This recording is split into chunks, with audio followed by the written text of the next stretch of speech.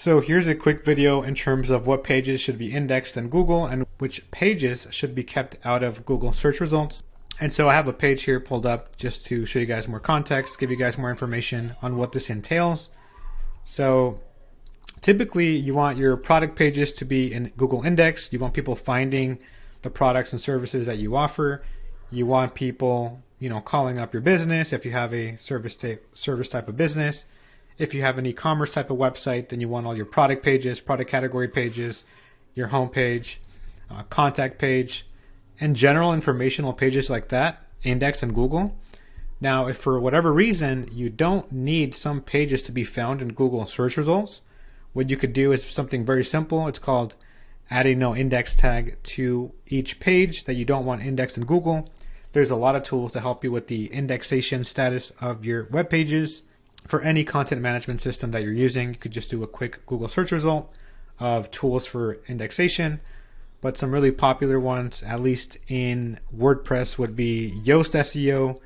There's Rank Math. I like Rank Math personally. They're so versatile and very powerful tools that can help you index pages to get them discovered in Google search results, assuming you did like keyword research, before that, and there's nothing currently blocking the crawl for these pages. But if they're new pages and they're published pages, they should be indexed in Google. And there's also tools like Detailed. It's a Chrome browser extension that'll just give you more information at a glance.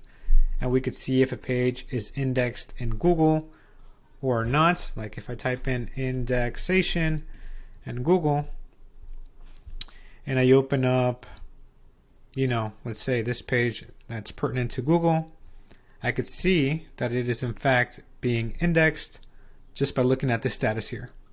So yeah, if you want to block a page from being accessible from Google search results, then you want to make sure you add a no index tag to each page that you don't want to get found in Google. But if, for blog content, you do want that found, obviously, your home page, your product pages, service pages, to summarize, and then any other informational page like a contact page, about us page, that's fine to have that indexed in Google.